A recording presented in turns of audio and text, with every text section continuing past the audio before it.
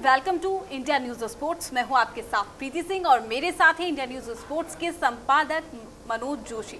मनोज जी, आज का दिन काफी अहम हो जाता है। हम वैसे तमाम चीजों का जिक्र करते हैं, लेकिन अगर हम आज के दिन की बात की जाए तो कहीं ना कहीं आज का दिन पूरे देशवासियों के लिए, इंडिया के लिए काफी ज्यादा महत्वपूर्ण हो जाता है, क्योंकि आज के दिन अभिनव बिंद्रा ने 2008 बीजिंग में, अगर हम बात करें इंडिविजुअली, जो कहा जाता है कि भारत के पास एक लौता गोल्ड मेडल है, तो आज का दिन किन मायनों में अहम है? जी हाँ, बिल्कुल। अभिनव बिंद्रा ने इतिहास का एकमात्र अब तक का गोल्ड मेडल दिलाया था भारत को, और 10 मीटर एयर राइफल की इवेंट थी। और सबसे बड़ी बात है कि आपने भारत का जो पार्टिसिपेशन है ओलंपिक में 1920 में हुआ था। किसी भारतीय ने पहली बार भाग लिया था। एथलेटिक्स में 2 पहलवान भी गए थे उसमें। तब से लेकर अब तक आप देखिए 2016 तक भारत ने भाग लिया है, और करीब करीब 100 साल का इतिहास है भारत का। और उस पर भारत को इंडिविजुअल इवेंट में कोई भी गोल्ड मेडल हासिल नहीं हुआ, लेकिन एकमात्र जो हासिल हुआ वो अभिनव बिंद्रा ने दिलाया, और ये इसके लिए वो बधाई के पात्र हैं। और जिस तरीके से उन्होंने अपनी मेहनत को अंजाम दिया, वो वास्तव में काबिले तारीफ था। और किन मायनों में अगर हम देखें इसको कि एक बहुत बड़ी उपलब्धि थी हमारे लिए, इस पूरे भारत के लिए, ना कि सिर्फ अभिनव बिंद्रा के लिए, लेकिन किस तरीके की उनकी तैयारियां हुई होगी और किस तरीके से हम इसमें काम करते हैं, कितना जो समय है वो हम देखते हैं कि एक शूटर इसमें कितना समय देता है, किस तरीके से कहा जा सकता है सीधे तौर पर कि आखिर अभिनव बिंद्रा की इस जीत का राज क्या था? देखो जी, जीत का राज अगर मुझसे कहा जाए तो मैं तो एक ही बात कहूंगा, मानसिक दृढ़ता। मेंटली वो इतने स्ट्रांग प्लेयर हैं कि वो कहीं भी चले जाएं तो वो पीछे मुड़कर नहीं देखते, और मेंटली बहुत स्ट्रांग होते हैं। उनके साथ में चाहे ओलंपिक का पुराना चैंपियन खड़ा हो, चाहे वर्ल्ड चैंपियन खड़ा हो, बीच में वो खुद खड़े हों, लेकिन जो उनकी जिस तरह की तैयारियां होती हैं, संसाधन उनके पास अपने भी काफ़ी रहे हैं, पारिवारिक तौर पर काफ़ी अच्छी पृष्ठभूमि के वो खिलाड़ी रहे हैं। और उन्होंने जिस तरीके से तैयारी की है ना अपनी, वो लगातार, अब देखिए कॉमनवेल्थ गेम्स आए, वहाँ उन्होंने स्वर्ण पदकों की वो लगा दी, झड़ी लगा दी। एशियन गेम्स आए, उसमें भी सब मिलाकर, टीम और सब मिलाकर 3 स्वर्ण पदक उनके नाम रहे। एक ओलंपिक का गोल्ड मेडल, ओलंपिक का मेडल जब दुनिया भर का खेल मेला होता है और सारे 208 मुल्क या इससे ज़्यादा मुल्क जब इकट्ठे होते हैं, उनके बीच में यदि आप कोई मेडल जीतते हैं और आपका तिरंगा लहराता है और जन गण मन का, मैं तो कहता हूँ ये बोलते हुए हमारे रोंगटे खड़े हो जाते हैं। तो ये कुछ उपलब्धि उन्होंने हासिल की, और सिर्फ इसके लिए मैं कहूँगा उनकी मेंटली वो इतने स्ट्रांग है, मानसिक दृढ़ता सफलता का सबसे बड़ा कारण साबित हुआ। अगर हम बात करें, हम अगर इंडिया की बात करते हैं, हम ज़्यादातर क्रिकेट को बढ़ावा देते हैं, तमाम ऐसे गेम्स हैं जिनकी तरफ शायद हमारा ध्यान ना के बराबर जाता हो, लेकिन क्या लगता है आपको कि आखिर इंडिया में स्पोर्ट्स को, खेलों को किस तरीके से बढ़ावा दिया जाए ताकि आने वाले दिनों में ऐसे ही और इतिहास रचे जा सके? अच्छा सवाल है। सच्चाई बताऊं तो थोड़ी सच्चाई हमेशा कड़वी होती है। हम एडमिशन लेते हैं, स्कूल में पढ़ते हैं, इसलिए स्पोर्ट्स में आते हैं कि हमारा कॉलेज में एडमिशन हो जाए। जो स्कूल कॉलेज के बच्चे हैं इसलिए खेलों को अपनाते हैं कि उनको नौकरी लग जाए, स्पोर्ट्स कोटा मिल जाए, स्पोर्ट्स कोटे में उनको भर्ती हो जाए, सरकारी नौकरी मिल जाए। और उसके बाद वो स्पोर्ट्स वगैरह, आप देखिए 95% तो स्पोर्ट्स छोड़ देते हैं, लेकिन उनको नौकरी मिल गई, उनका काम सिद्ध हो गया। और लेकिन जो 5% लोग हैं, डेडिकेटेड लोग हैं, उन्हीं में आपका कंपटीशन चलता है। आप देखिए नया टैलेंट जो है उस लेवल पे नहीं आता है तो वहीं पर सिमट के रह जाता है। भारतीय खेल प्राधिकरण की बहुत सारी योजनाएं हैं, जो अलग अलग खेल संघ हैं उनकी अलग योजनाएं हैं, IOA उसको अंजाम देने में जुटा रहता है। सब कुछ पॉजिटिव है, लेकिन जो हमारी सोच है वो कहीं ना कहीं एक कारण है। अब आप देखिए हॉकी में भारत सोने की चिड़िया कहा जाता था, सोने गोल्डन पीरियड था भारत का। 1928 में भारत ने पहली बार ओलंपिक में भाग लिया और स्वर्णिम सफलता हासिल की। लगातार 3 ओलंपिक में आपने देखा कि ध्यानचंद का नाम आता है। ध्यानचंद जो हॉकी के जादूगर थे, उनका बहुत बड़ा श्रेय था भारत को तीनों ओलंपिक में स्वर्ण पदक दिलाने में। न सिर्फ स्वर्ण पदक दिलाने में, बल्कि 1928 से अगर आप देखेंगे ना, 1956 के मेलबॉर्न ओलंपिक तक भारत ने अपना स्वर्ण पदक कभी नहीं गंवाया। लगातार भारत स्वर्णिम सफलताएं हासिल करता गया। 1960 में पहली बार पाकिस्तान के हाथों भारत को पराजय का सामना करना पड़ा, सिल्वर मेडल मिला। लेकिन 1964 में हमने पाकिस्तान को हराकर वो हिसाब भी चुकता कर लिया और स्वर्ण पदक भी हासिल किया। फिर 1980 में हमने फिर गोल्ड मेडल हासिल किया ओलंपिक हॉकी का।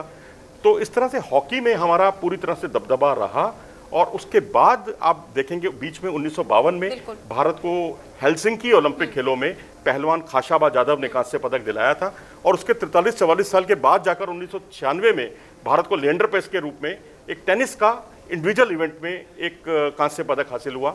2000 में कर्णम मालेश्वरी ने भारत को बिल्कुल आप पदक दिलाया। जिस तरीके से हम स्पोर्ट्स की बात कर रहे हैं और हम अदर गेम्स की बात कर रहे हैं कि कहीं ना कहीं, लेकिन यहाँ पर भी हम अगर कहें एक आम इंसान के नजरिए से अगर हम सोचने की कोशिश करें तो लोगों का ये कहना होता है कि क्रिकेट में काफी पैसा है, बाकी खेलों में हम देखते हैं कि पैसा नहीं है। यही वजह है कि जो लोग युवा उसकी तरफ प्रभावित भी होते हैं वो कहीं ना कहीं सिमट कर रह जाते हैं। क्योंकि हम प्रमोट जिस तरीके से क्रिकेट के करते हैं, हम बाकी खेलों को उस तरीके से प्रमोट नहीं कर पा रहे। स्पोर्ट्स का बजट बहुत है। देखिए, अगर बजट ही सब कुछ होता तो क्यूबा जो है कमजोर, आर्थिक रूप से बहुत संपन्न देश नहीं है, वो ओलंपिक के पहले 10 में ना आता। ये इच्छा शक्ति होनी चाहिए, देश के प्रति जज्बा होना चाहिए। और क्या क्रिकेटर्स में देश का के प्रति जज्बा है? आपको पद्मश्री का अवार्ड मिलता है और आप अवार्ड लेना भी के लिए नहीं चाहते कि आप हमारे स्टेट में भेज दीजिए, हम उनसे कलेक्ट कर लेंगे। उनका तो मैं कहूँगा बहुत ही इनडिसिप्लिन देखने को मिलता रहा है। लेकिन ये बात दरअसल हमारे जो खेल प्रेमी जनता है उनको समझनी चाहिए कि स्पोर्ट्स कितना डेडिकेटेड है।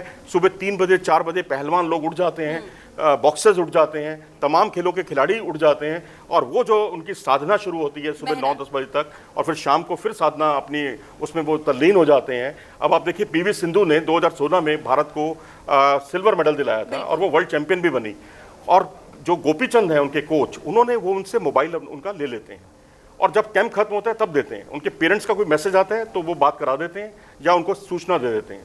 अब आप हमारे यहाँ तो आप देख लीजिए, तो आप गेमिंग खेलने से लेकर और आप दुनिया भर से मोबाइल से ऐसे जुड़े रहते हैं, ये बहुत बड़ी साधना है। बिल्कुल। अब हम अभिनव बिंद्रा की बात कर रहे हैं। आज ही के दिन 2008 में तो इंडिविजुअली इवेंट में ओलंपिक में एकमात्र गोल्ड मेडल भारत के पास है। उसे किस नजरिए से आज का युवा देखे? इतिहास रचा था उन्होंने। बिल्कुल जी, मैं तो यही कहूंगा कि युवाओं को प्रेरणा लेनी चाहिए, सीख लेनी चाहिए कि अगर अभिनव बिंद्रा ने ये काम किया है, एक भारतीय ने ये काम किया है, तो वो दूसरे लोग भी वो काम कर सकते हैं। और वैसे बाकी और भारतीय भी बहुत करीब तक पहुंचे हैं। सुशील कुमार 2012 का जो लंदन ओलंपिक था, वहां वो सिल्वर मेडल लेकर आए और उन्होंने अपने कांस्य पदक जो बीजिंग में उन्होंने अभिनव बिंद्रा के साथ हासिल किया था, अभिनव बिंद्रा को गोल्ड मिला था और विजेंदर बॉक्सर को और सुशील को कांस्य पदक हासिल हुए थे। उन्होंने उस कांस्य पदक को सिल्वर मेडल में बदला। फाइनल में उनकी नहीं चली थी जापानी पहलवान के खिलाफ। लेकिन आप ये देखें ना, आप शूटिंग के अंदर जो सबसे पहले जो राह दिखाई भारत को 2004 के एथेंस ओलंपिक खेलों में, राज्यवर्धन सिंह राठौर ने डबल ट्रैप स्पर्धा में सिल्वर मेडल जीतकर उसी परंपरा को आगे बढ़ाया। उनसे प्रेरित होकर अभिनव बिंद्रा ने, बड़ा फर्क पड़ता है कि अगर आपके उसी खेल में ओलंपिक मेडल मिल रहे हो तो बाकी खिलाड़ियों पर बहुत अच्छा असर पड़ता है। शायद राठौर और अभिनव बिंद्रा की कामयाबी का ये राज था कि 2012 के ओलंपिक जो लंदन में हुए तो वहां पर गगन नारंग भी मेडल जीत कर लाए। विजय कुमार 25 मीटर जो रैपिड फायर जो वो इवेंट होती है स्टैंडर्ड, उसमें उन्होंने जो भारत को कामयाबी दिलाई, सिल्वर मेडल, वो बिल्कुल अप्रत्याशित थी।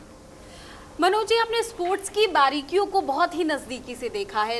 इतने सालों का जो तजुर्बा है, जो एक्सपीरियंस है, अगर हम बात करें स्पोर्ट्स की बारीकियों को देखने की कोशिश करें तो आज का दिन युवाओं को एक संदेश तो देता ही है, एक लेसन तो देता ही है। लेकिन ऐसे में हमारे व्यूवर्स को आप एक खेल की जो बारीकियां है उसको लेकर क्या कुछ कहना चाहेंगे ताकि वो उसे समझे? बिल्कुल अच्छा सवाल है। मैं यही कहूँगा कि जितने भी हमारे देश में टैलेंट की कोई कमी नहीं है। आपने देखा आर्चरी हो, राजस्थान से आपने राजस्थानी बेल्ट से आपने कुछ प्लेयर निकाले, लिम्बाराम और तमाम खिलाड़ी निकले, और अलग अलग राज्यों में अलग अलग उसकी पहचान करना, उसमें खेल मंत्रालय जुटा हुआ है। अच्छी उनकी कोशिश है, प्रयास है। लेकिन कुल मिलाकर मैं यही कहूँगा कि जो राज्यवर्धन सिंह राठौर ने कहा था कि आप एक खेल के पीछे मत भागिए, 11 खिलाड़ी या 16 खिलाड़ी कुल मिलाकर चुने जाएंगे टोटल ओवरऑल टीम में, और उसमें आप अपने टैलेंट को खत्म मत कीजिए।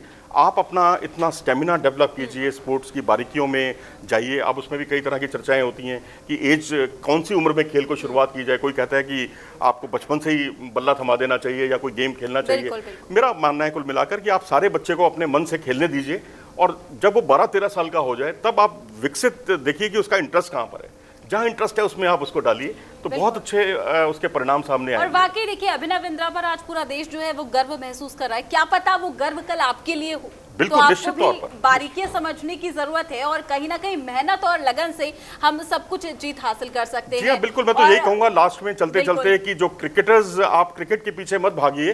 क्रिकेट के खिलाड़ी जो अच्छा प्रदर्शन कर रहे हैं, हम उनको सलाम करते हैं। हम विराट कोहली को सलाम करते हैं, हम रोहित शर्मा को सलाम करते हैं, हम सचिन तेंदुलकर से लेकर और पहले जो 83 का वर्ल्ड कप बिल्कुल, दिलाने वाले बिल्कुल, कपिल देव को भी सलाम करते हैं। बिल्कुल। क्रिकेट को हम बिल्कुल हे दृष्टि से नहीं देखते। क्रिकेट ने बहुत कुछ दिया है देश को, और जज्बा जो है खिलाड़ियों में, जीत का जज्बा होता है, वो सब बहुत कुछ उससे सीखने की ज़रूरत है, दूसरे खेल के खिलाड़ियों को भी। लेकिन आपसे मेरी यही विनती है, यही रिक्वेस्ट है कि दूसरे खेलों का भी आप सम्मान करें और उनको भी आगे बढ़ने का अवसर दें। और बहुत हुनर है भारत के अंदर, बहुत टैलेंट है, बस आप लोगों का साथ चाहिए। अगर आप लोगों का साथ रहा तो निश्चित तौर पर जो बाकी खेल हैं उसके खिलाड़ी भी आगे बढ़ेंगे और अभिनव बिंद्रा की तरह उपलब्धियां हासिल उसको करेंगे। बढ़ावा भी आप ही देंगे। अगर और खेल आपको लगता है कि कहीं ना कहीं क्रिकेट सबसे आगे, तो बाकी खेलों के लिए एक आप ही एक ऐसा हिस्सा बनेंगे जिससे आपके नाम से उस खेल को का जिक्र हो, उसे याद किया जाए। और साथ ही आपको हम तमाम अपडेट्स भी देते रहते हैं, तो आप भी सब्सक्राइब करना मत भूलिए हमारा इंडिया न्यूज स्पोर्ट्स,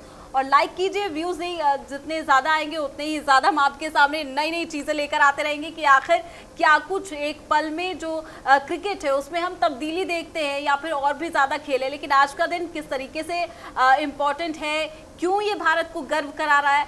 आपको क्या लगता है कि वाकई खेलों की बारीकियों को समझने की जरूरत है? कमेंट भी जरूर कीजिएगा और लाइक करना और सब्सक्राइब करना मत भूलिएगा इंडिया न्यूज स्पोर्ट्स।